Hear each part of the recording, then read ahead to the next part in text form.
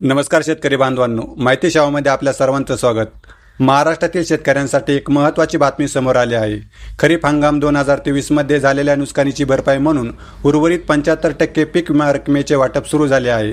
या निर्णयामुळे राज्यातील लाखो शेतकऱ्यांना दिलासा मिळणार आहे. या व्हिडिओच्या माध्यमातून आपण या महत्त्वपूर्ण निर्णयाची सविस्तर माहिती बघणार आहोत. तत्पूर्वी तुम्ही जर आपल्या माहिती सेवा चॅनलवर नवीन असाल तर चॅनलला नक्की सबस्क्राईब करा. 2023 मध्ये महाराष्ट्रात अनियमित पावसामुळे आणि नैसर्गिक आपत्तीमुळे शेतकऱ्यांचे मोठ्या प्रमाणावर नुकसान झाले होते. या नुकसानीची भरपाई करण्यासाठी पीक विमा योजनेअंतर्गत शेतकऱ्यांना 25% अग्रिम रक्कम देण्यात आली होती. मात्र उर्वरित 75% रक्कम अद्याप वितरित करणे बाकी होते. आता या रकमेचे वितरण सुरू झाले आहे, ज्यामुळे शेतकऱ्यांना मोठा आर्थिक दिलासा मिळणार आहे.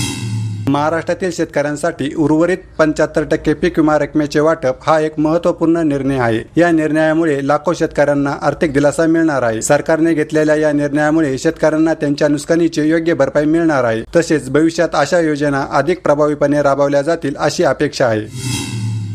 पीक विमा रकमेचे वितरण 2 टप्प्यामध्ये केले जात आहे. पहिल्या टप्प्यात 25% अग्रिम रक्कम दिली गेली, तर आता दुसऱ्या टप्प्यात उर्वरित 75% रक्कम वितरित केली जात आहे. ज्या भागात 21 दिवसापेक्षा जास्त काळ पावसाचा खंड पडला आहे आणि अंतरिम पैसेवारी 50% कमी आहे, अशा ठिकाणी ही योजना राबवली जात आहे. राज्यातील सरासरी 26 जिल्ह्यांमध्ये अशी परिस्थिती निर्माण झाली असून या सर्व जिल्ह्यातील शेतकऱ्यांना उर्वरित 75% पीक विमा रक्कम दिली जाणार आहे. सोलापूर जिल्हा हा राज्यातील सर्वाधिक नुकसान झालेल्या जिल्ह्यांपैकी एक आहे.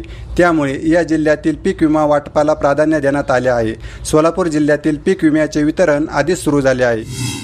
केंद्र सरकारने 30 एप्रिल 2024 रोजी एक महत्त्वपूर्ण परिपत्रक काढले. या परिपत्रकानुसार महाराष्ट्रातील शेतकऱ्यांच्या हितासाठी राज्य शासनाने मोठे पाऊल उचलले आहे.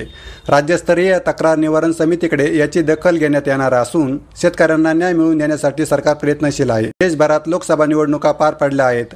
निवडणुकीच्या काळात आचारसंहिता लागू असल्यामुळे सरकारला या संदर्भात कोणतेही निर्णय घेता आला नव्हता. त्यामुळे महाराष्ट्रात पुढील 5 ते 6 महिन्यात विधानसभा निवडणुका होणार आहेत.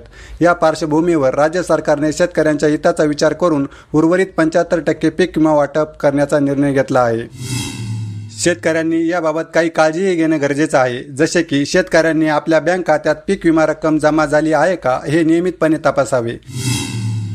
विमा रक्कम न मिळाल्यास किंवा कमी मिळाल्यास संबंधित अधिकाऱ्याकडे तक्रार नोंदवावी.